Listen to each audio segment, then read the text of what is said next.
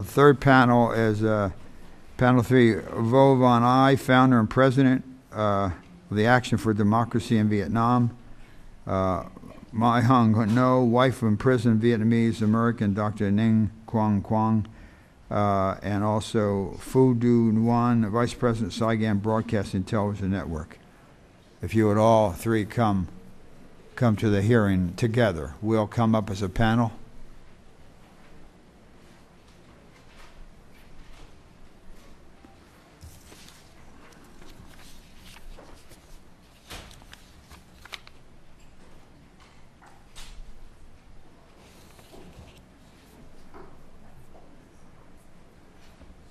Out of respect, I would like to, if we can,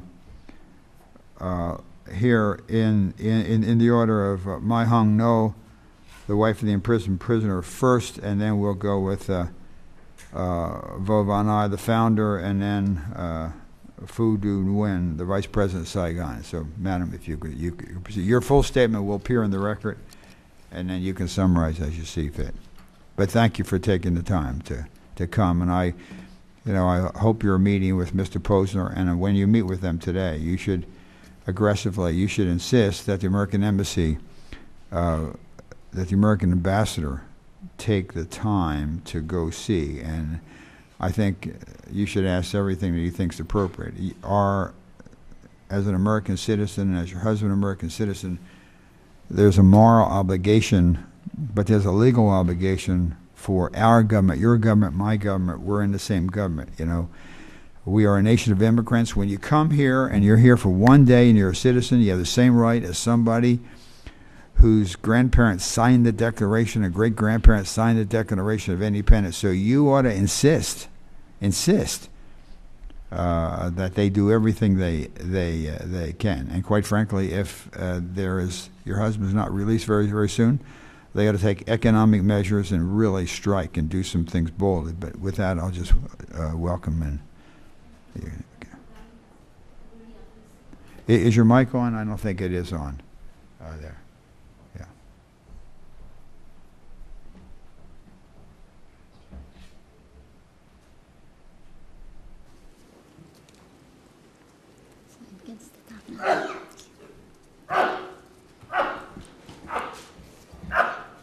Congressman Farnsworth and members of the Tom Lantos Human Rights Commission, thank you very much for inviting me here today. On behalf of my husband, Nguyen, the press and human rights organization call him a democracy activist, and I'm here before you to tell the story of a former high school math teacher from Kiên Giang, Vietnam, whose dream of building the school for poor children and empowering the youth persisted long after he came to the United States 30 years ago. Guided by this dream, he joined Vietnam and dedicated his life to the promotion of democracy and social justice in Vietnam. He believed that the change has to come from the people on the ground through the peaceful means, and had several times before traveled to Vietnam to make a small contribution. On April 17, 2012, he called me upon landing at the airport in Saigon and promised to call me again after checking in at the hotel. I waited. He never called back.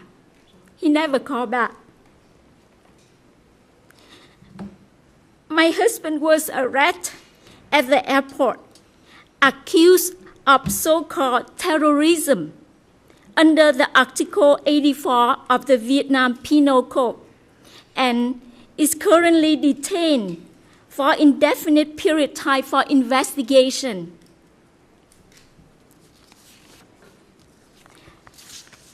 After my husband's arrest, the state media ran a smear campaign in which he was referred to as a terrorist and accused of carrying materials on terrorism training and allegedly planning to incite acts of subversion.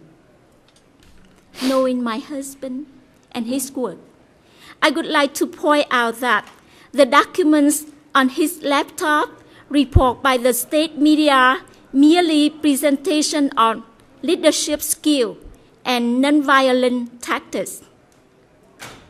He once says, watching poor farmers and activists being beaten by public security makes me want to go to be with them. I know 8 of them are much stronger than any regime if only they had confidence and knew how to peacefully and collectively defend their rights. By detaining my husband for his peaceful activities, Hanoi is not only severely violating his rights, but it's also posing a potential threat to anyone supporting the philosophy and approach of Dr. Martin Luther King Jr. and Gandhi. I am fortunate to sit before you, to freely testify without the fear of reprisal. Yes, there are many families that are not too fortunate. I'm sympathized with the wife of writer Nguyen and legal scholar Gu Huy Ha Vũ, who despite harassment are tirelessly fighting for their husband's freedom. I feel the pains of the wife of blogger Phan Thanh Hải, who was only 7 months pregnant when her husband was arrested. The Vietnamese Communist government disgraced the honorable work of these brave activists and shuttered them away into silence. But we cannot allow this injustice. I am in debt to members of Congress who show their strong support, and especially the member of Congress who recently brought my husband's case to Secretary Hillary Clinton's attention. I'm also comforted by the U.S. consulate in Saigon have in getting access to my husband and ensuring his well-being. I hope the embassy and consulate will continue to work toward his immediate release. I come here to appeal for your assistance in securing my husband's release from arbitrary detention in Vietnam. In addition, I hope that I can lend my voice to all the silent voice of concern. As is the wish of my husband, let me conclude my testimony with a quote from my husband in the Sacramento Bee in year 2008 when asked about activists in Vietnam. Those are true heroes, he said. I just follow them in my way. I hope all the Vietnamese overseas who support me will pay attention to those willing to suffer because they love to have a country with freedom. Again, I thank you for convening this timely hearing and bringing congressional attention to my husband's cause. Thank you.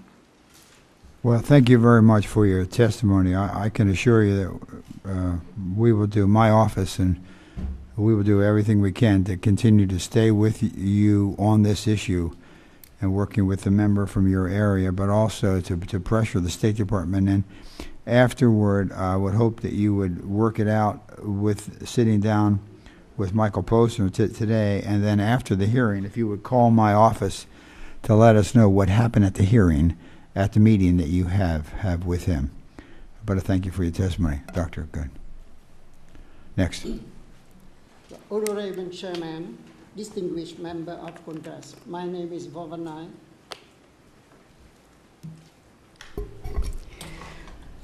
Honorable Chairman, distinguished member of Congress.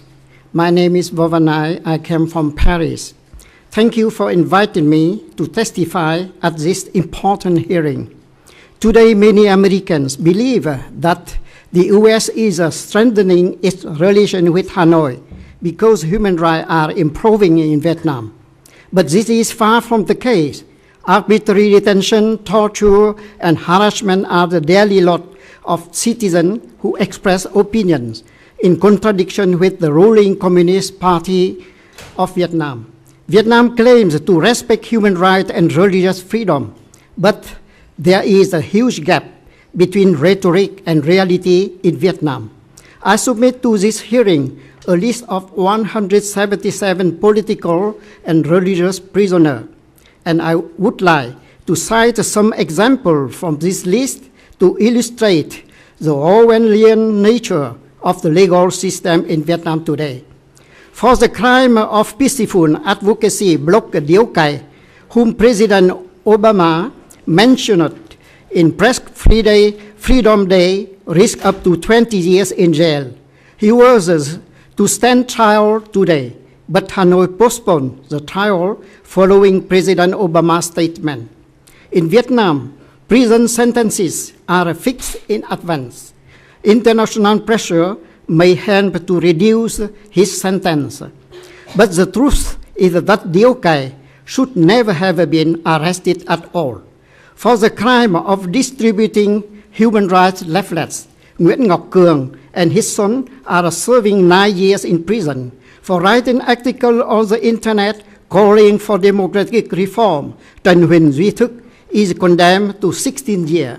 For writing protest songs, singer Việt Khang has been arrested and his family denied the right to visit him. For exposing police corruption, journalist Hoàng Khương, a report on the official newspaper Tuổi Trẻ, was suspended and is now in jail. Young labor activist Đỗ Thị Minh Hạnh is serving 7 years for advocating worker rights. She is deaf in 1 ear because of beating during interrogation. For seeking to use the legal system to demand justice for human rights victims, legal expert Cù Huy Hòa Vũ was condemned to 7 years in prison at an unfair trial last year. Vietnam is cracking down fiercely on religious followers. To oversee this policy, in February, Major General Phạm Dũng, one of the Vietnam top security officials, was appointed head of the government religious board. Members of the Unified Buddhist Church of Vietnam, UBCV, are routinely detained. Vietnam's most prominent religious dissident Thích Quảng Độ, UBCV patriarch and Nobel Peace Prize nominee, is under house arrest without charge at the Thanh Minh Zen Monastery after more than 30 years in detention. Roman Catholic priest Father Nguyễn Văn Lý is in poor health after suffering a stroke in prison. Many Catholic bloggers and activists were detained in a wave of arrests last year. 10 have been charged with subversion, which carries the death penalty. Hundreds of Christian montagnards and many ethnic monks are imprisoned, and at least 16 Hòa Hảo followers are serving harsh prison terms for peacefully practicing their faith. Lack of medical care, hunger, and ill treatment have broken the health of many political prisoners. In Xuân Lộc camp, Hòa Hảo follower Mai Thị Dung, who is serving 11 years, is paralyzed in both legs. Yet she has been denied treatment in the prison hospital. Đỗ Văn Thái is suffering from AIDS after being forced to shave with the cam-soled razor blade used by all the prisoners. Poet Nguyễn Hữu Cầu, who has spent 35 years in detention, is virtually blind and almost completely deaf from harsh treatment. He has written 500 letters to the authority claiming his innocence, but never received one single reply. All prisoners have to pay for basic necessity out of their own pocket, even food, And whereas common criminals are allowed to receive at least 2 million dong from their family each month, Liu Kai and his colleague are allowed a mere 500,000. This is barely enough for survival.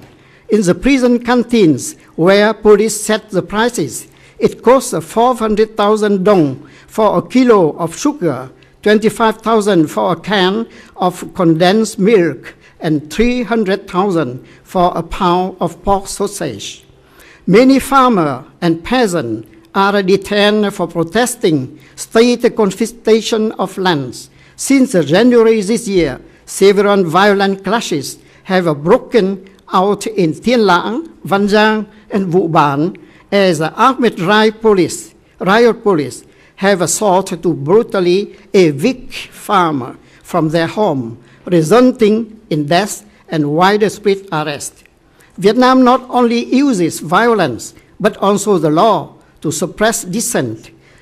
The whole chapter of vaguely defined national security provisions in the Penal Code criminalize dissent by making no distinction between violent acts such as terrorism and the exercise of freedom of expression. Article 4 of the Constitution on the political monopoly of the Communist Party effectively prohibit political pluralism and democratic development. Ordinance 44 empower police to detain critics under house arrest in mental hospital or work camp without any process of law. Mr. Chairman, human rights are meaningless if human rights defenders are not free. Democracy cannot develop if democratic voices are stifled. It is therefore an urgent priority to press for the release of religious and political prisoners. To achieve this, both public and private diplomacy are needed. Public statements, such as the one made by the President Obama, are most important, not only as a reminder to the Vietnamese authorities, but as a sign of encouragement and recognition for human rights defenders in Vietnam. The release of prisoners is only meaningful if it is protected by the rule of law. The United States should press Vietnam to repeal all laws that impede the exercise of rights enshrined in its constitution and in the UN Charter. In Vietnam, religious movements are the sole surviving voices of civil society. Buddhism, the majority religion, is a philosophy of peace and compassion. By repressing the Unified Buddhist Church of Vietnam, Hanoi is stifling civil society. The United States should press for the re-establishment of the UBCV legitimate status and the release of its leader, notably Thích Quang Do, and also heed the recommendation of the U.S. Commission on International Religious Freedom to redesignate Vietnam as a country of particular concern. The U.S. has a bilateral human rights dialogue with Vietnam. This dialogue is a useful tool, but it must not become an end in itself. The U.S. should set benchmark for substantive progress. I am concerned that Vietnam uses the human rights dialogue as a shield to deflect international scrutiny from its ongoing human rights abuses. Vietnam has acceded to key UN treaties, but it blatantly violates UN rules. I urge the United States not to support Vietnam's stand for membership of the UN Human Rights Council, which will be voted at the coming UN General Assembly this September in New York. Finally, I urge Congress to adopt the Vietnam Human Rights Act of 2012 to link trade relations to the respect of religious freedom and human rights. Thank you for your attention. Thank you very much for your testimony. I agree with it. Dr. Next.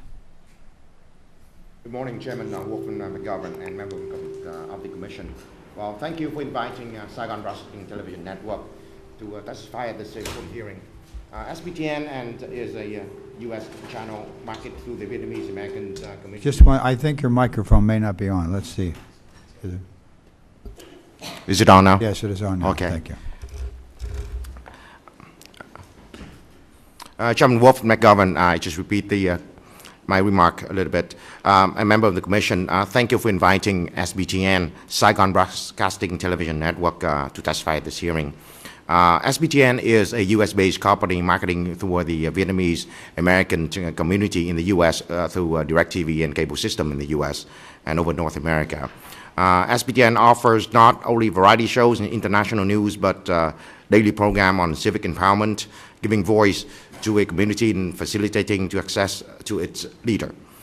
This year, our organization was proud to stand behind a petition to the White House, We the People website, simply asking our administration to review its bilateral relationship through the purview of human rights. And we collect over 150,000 signatures, and all in 30 days, an unprecedented and unsurpassed undertaking. These signatures not only echo the sentiments of those living in America, but the hopes and desires of a vibrant citizen journalism network and human rights defenders of Vietnam. My testimony today will focus on the condition of journalists and bloggers, as it has become clear that the government is the greatest threat to media freedom in Vietnam today. The government of Vietnam brags about media development by pointing to over 550 press agencies and over 700 publications in existence, while all of these entities are owned or controlled by the government with no room for alternative viewpoints. The Vietnamese government has racked up such dishonors as enemy of the internet by Reporters Without Borders and a consistent placement in the not free category of Freedom House yearly Freedom of the Press report. In its remarks before World Press Freedom Day this year, as my colleague has said, President Obama praised the work of imprisoned journalist Nguyen, also known as Điếu Cày, imprisoned since 2008 on trumped-up charges of tax evasion, ridiculously. Điếu Cày was held incommunicado for almost a year and a half before being able to meet with his lawyer. He's await trial on new charges and could face 20 years in prison. Other renowned bloggers such as Paulus Lê Sun, Phan Thanh Hai, and Tha Phong Tran all await trials for their writings after experiencing years of intimidation, threats, and arbitrary detention. Radio journalist Vu Duc Trong and his brother-in-law Lê Văn Thanh were sentenced in November 2011 to 3 and 2 years in prison, respectively, for illegal broadcasting of religious programming. Traditional media have not been spared. More often than not, control over media content is ensured by self-censorship, backed by systematic threats of dismissal and possible arrest. Private ownership of any media outlet is prohibited, and the Ministry of Information and Communication routinely parade editors into dictate stories. The Vietnamese government's pervasive press repression is bolstered by a legal system that applies vague national security laws against free speech. Vietnamese laws severely limit investigative reporting, restrict the abilities of the local press to report on foreign news stories, and even limit access to foreign correspondence. And even more alarming, a draft decree scheduled for enactment in June this year would enlist internet company in effort to strengthen censorship on the web, such as Google and Facebook, who has a lot of business in Vietnam. The government go to legal code Article 88, other known as propaganda against the state, is routinely used to silence writers. It's vague, ambiguous. Viet Cang, an up-and-coming songwriter charged with its legal pretext, sits in jail for piercing songs that appeal to the humanity of the security police. His songs are become an anthem for a world of audience fighting against police brutality. And despite Hanoi regime maneuvering to monopolize political powers, the Vietnamese people are becoming more willing to speak out, emboldened by the internet. The increase in the internet penetration has given rise to citizen journalism in an alternative media. Opening for media in Vietnam exists in the indelible works of citizen journalists operating under much duress. We all know that citizen journalists now operate in all forms in Vietnam: radio, broadcasting, online, and some print. They are at the forefront by exposing corruption, documenting police brutality, and reporting the stories often ignored by the state. 2 weeks ago, on April 24, 2012, seasoned citizen journalists armed with video cameras, handphones, were front and center during land protests outside Hanoi and were able to capture the police brutality that took place. Hundreds of farmers demonstrate against land seizure. 3,000 police in riot gears descend upon the town, with bloggers giving live reporting of their every move, and SBTN reporting these events live. In a turn-up event, 2 citizen journalists was also hand-on to document the beatings of journalists to the state-run radio station Voice of Vietnam, Nam Nguyen and Han Phi Long. They were beaten and injured along with other citizens. No media company in Vietnam dare reporting the incident, contrary to what was on camera. In his report to Prime Minister Nguyễn Tấn Dũng, Nguyen Khắc Hao, a local official, claimed that the land evictions were safe and no one was injured. He accused reactionary forces at home and abroad for arranging fake video clips to slander and blacken the name of the people's government. A clear example of the press as an organ of the state is on display with the case of Dr. Nguyen Quốc Quân, which the honorary chairman has heard. An American citizen recently detained in Vietnam, and they smear against Dr. Quan, labeling him with terrorist, and although he is a peaceful pro-democracy person. No other media except the US could report the truth. 3 years ago, while SBTN, my company, were able to go to Vietnam to record religious event and APEX, although a visa for reporting was granted, our news team was escorted by a team of media police who censor the events, and this is an American company. As to internet freedom, Vietnam has also created legislation to severely control and limit internet usage by 1. Forbid internet shop to be more than 500 meters away from school and 1 meter apart from each computer. Mandate blogger to register with their true names and post no anti-government articles. And demanding foreign providers such as Google and Facebook to have office in Vietnam so that they can monitor who's using the internet. The Ministry of Information and Communication will mandate each person to register a maximum of 18 SIM cards from mobile network operators. So those are the conditions in Vietnam. And our recommendation, and we hope that this administration and Congress would do, is Vietnam future relies on the free press that can enable open debates. And we recommend that the following specific action to support an independent media. One is to Congress, in conjunction with our administration, should work for the release of all imprisoned journalists and bloggers in Vietnam. The case must be closely monitored by the U.S. Embassy as well as raised in human rights and security dialogue with the government of Vietnam. 2, members of this Tom Lantos Human Rights Commission should help pass the House Resolution 484 and House Resolution 5157, the Free Vietnam Act.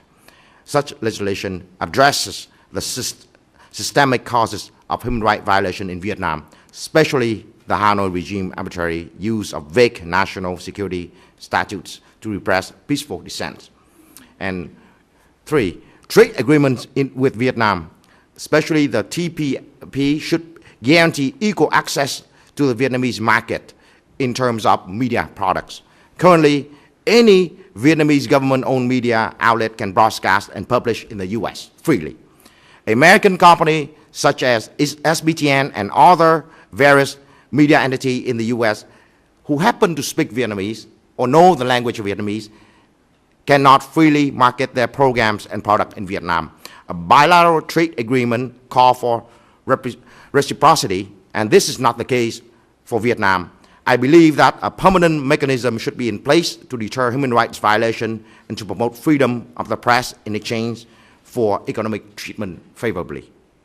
And as number 4, as to Vietnamese-American issue, Vietnam has a law which indicates that anyone with Vietnamese blood, even person like myself who served in the U.S. Army, or my sons born here, is considered Vietnamese citizen and could be subject to be drafted by them. I came over here as an immigrant.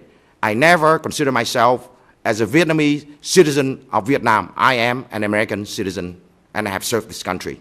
I demand and ask Congress to help us with blocking Vietnamese law, recognizing Vietnamese American as Vietnamese citizen.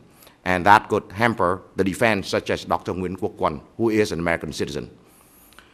I believe these actions should go a long way towards supporting greater human rights in Vietnam in the near future.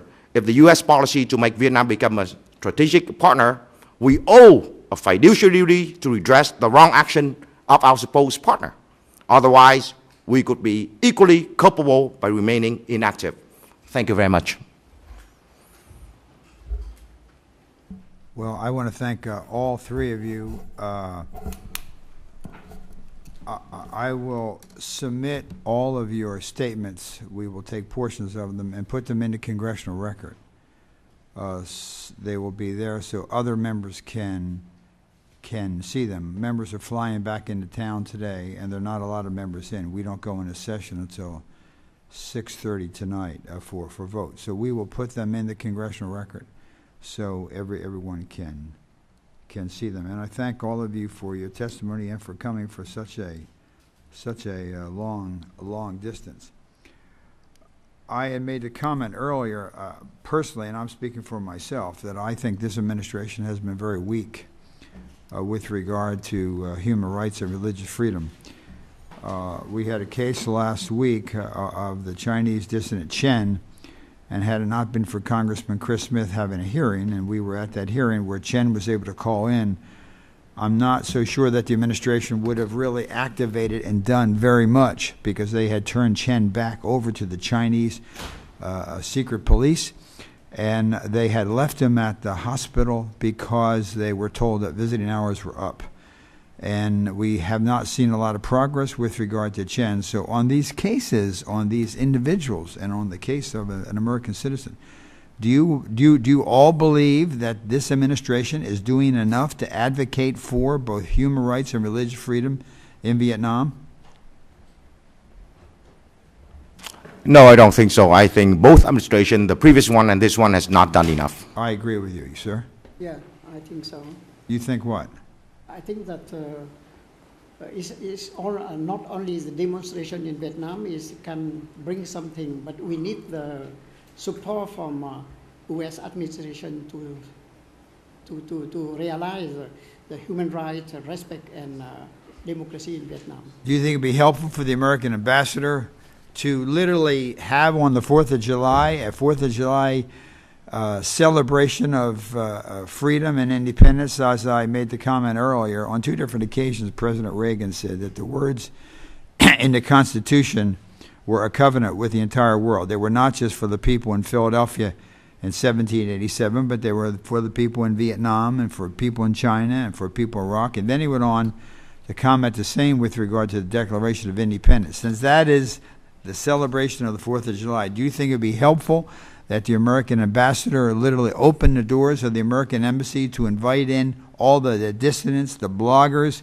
and those who are in prison, their families, whereby they will be embraced by the American ambassador, and the Vietnamese government would see that?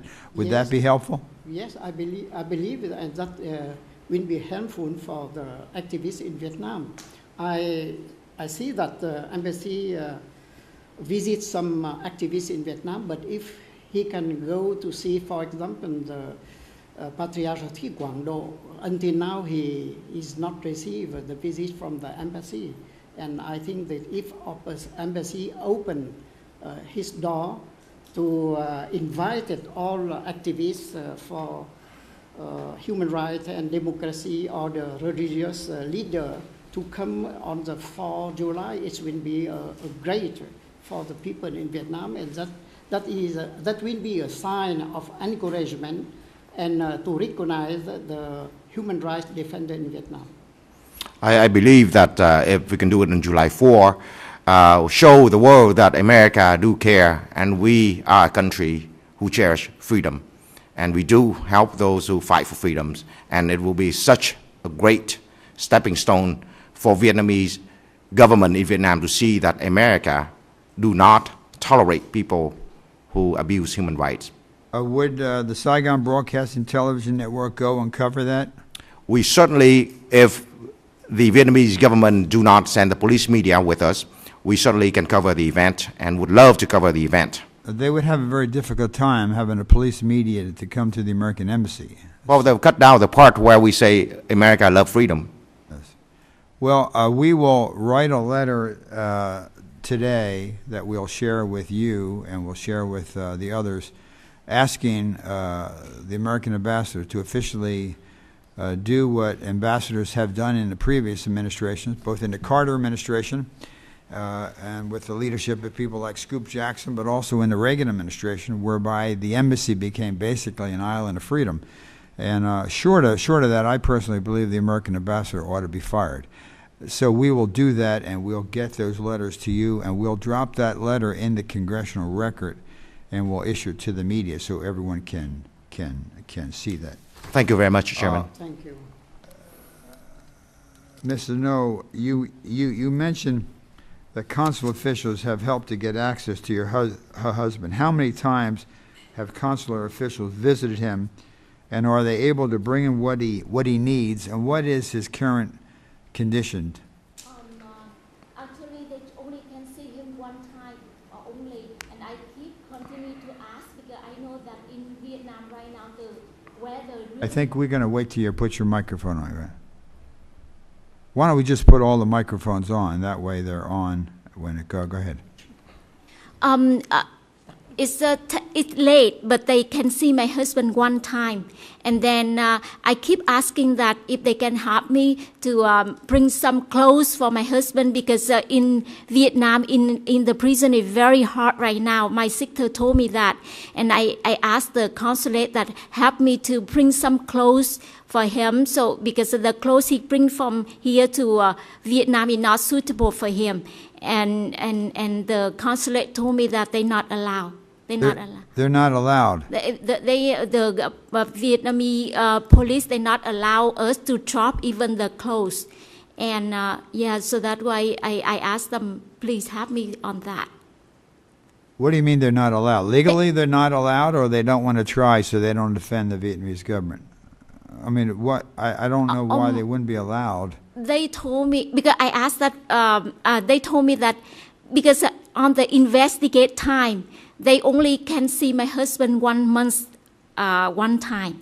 So if I want to bring some clothes for him, I have to bring it to the consulate, and they wait until the next time they will give it to my husband. When is the next time that they can visit your husband? The end of May.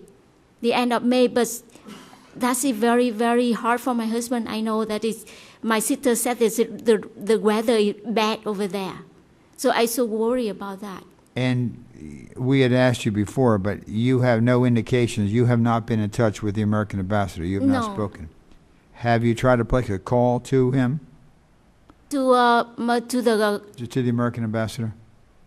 Has there been any conversation between you and the American ambassador?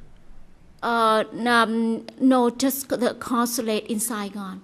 Okay, we will do a cable to the American embassy today, asking that the American ambassador give you a call. Please. And if you would let us know whether he called you or whether he did not call you, and in addition, if you would let us know the outcome of the meeting you're going to have with Mr. Posner, what would you like to ask the American ambassador, and what would you like to ask Assistant Secretary Posner? I would like to ask the ambassador in Vietnam or Secretary Hillary Clinton called for immediate release my husband. Do you think they've done enough? Honestly? I don't know. I just hope.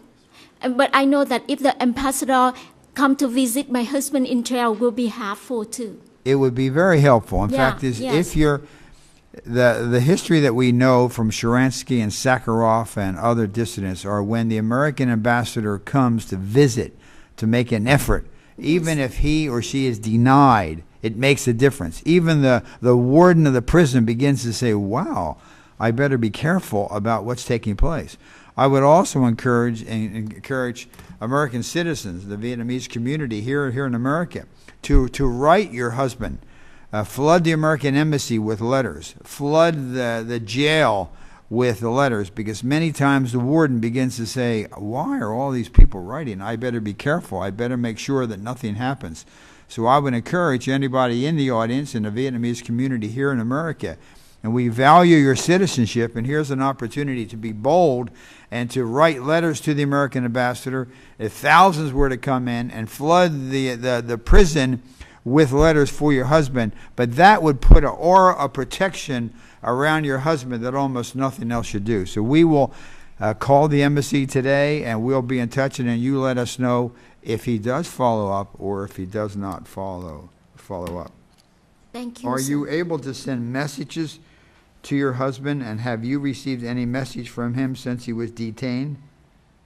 Yes, he told the consulates that tell me that have to be strong for him, and tell my children try to study hard. And have you asked to visit him, or if you tried, would you be able to get a visa? Have you asked to visit him? Oh, I didn't ask, but I really happy. If they allow me, I will give over there. One time I talked with the consulate, because the consulate said that it's very hard to see my husband right now, and I said that if they treat my husband is the American citizen, if they treat my husband like that, I'm going to fly over there to see him. And the consulate said that they might be detain you, but if they allow me, I go, and even they detain me, I don't care. I want to see my husband. Well, if you make an application, let us know. We will advocate for you. We will ask that somebody from the American embassy, quite frankly, it ought to be the American ambassador. You are an American. They have an obligation. They work for you. They work for your husband. They're supposed to represent you. And so we'll ask that the American ambassador meet you at the airport with the American flag flying from the automobile, and take you and allow you to go to the American embassy to be protected, and then take you to the jail to see your husband. Thank you, sir. Thank you. Has the Vietnamese government been in touch with you at all? No. You mentioned other dissidents and their spouses. Are you in contact with the dissidents or their spouses, and how have you been able to keep up your spirits in face of such uncertainty? Pardon me, sir. Have you been in touch with the spouses of other dissidents? No. No, you have not. Okay. Well, thank you very much for your testimony. Thank you. Mr. I, you mentioned the arrest or detention of several prominent journalists, lawyers, and bloggers. What role do you believe these people have in helping to limit official corruption in Vietnam? I think that formerly in the Western country, they ignore the reality in Vietnam. And if we can read in the newspapers only about economic development, but we never seen something like about we never seen something like about a violation of human rights or the repression against religious freedom in Vietnam. So I think that in order to help us, to the journalists, bloggers, and so on, we need the public opinion. For instance, the newspaper in United States write about such a thing. Have any newspapers covered this story in detail? Has the New York Times covered this story? Yes, something like, yes, New York Times, Washington Post, that will be very helpful to people to see the real reality in Vietnam. The last question. Because as you know, that Vietnam has a two-track policy, one for export and one for inside of Vietnam. For export, they claim always they respect human rights and religious freedom. But inside of Vietnam, repress the people, religion and journalists and so on. So I think that the problem is how the public opinion outside of Vietnam knows the reality of violation of human rights in Vietnam. What are the typical conditions of those who are in prison? Do you know, have you heard the conditions? The condition is very bad in prison. In mine document arbitrary detention in Socialist Republic of Vietnam, I write about these conditions in the prison. And for instance, for 175 prisoner, religious and political prisoner, it's very bad the condition inside of the prison. The Hanoi claim there is no political prisoner in Vietnam.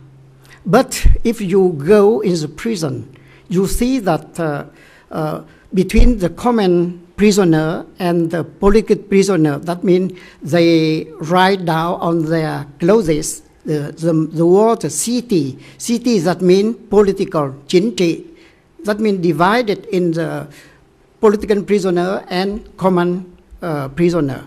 But even that, Hanoi say always that there is no political prisoner in Vietnam. Is there a representative of the State Department? Did anyone stay to hear the rest of this testimony? Would you raise your hand, please, the State Department guy? You ought to tell the Secretary this today. I mean, Michael left without hearing this, and I know he's busy, but, I mean, doesn't this kind of shock you a little bit? So would you get this to the Secretary and to Michael? And also, would you make sure that the meeting is set up with regard to Michael meeting with her? Can you do that? Yes. Great, thank you very much. The last, Mr.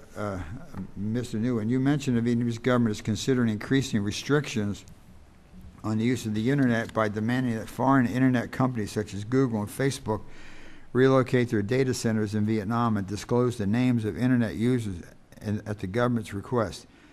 This could severely limit citizens' access to accurate news and put democracy activists at risk of being targeted by recrimination. How can the free world stop this from happening? And have you had any contact with internet providers about this? Do you think that American internet providers will go along with this? As to Google, I think the company is pretty much has a policy, a corporate policy, not to disclosing information. As to Facebook, it's a pretty young guy, so I don't know yet. We're trying to contact them and see whether they can disclose private information. And we try to tell them that, look, you know, we're going to have a campaign against you if you do disclose such information.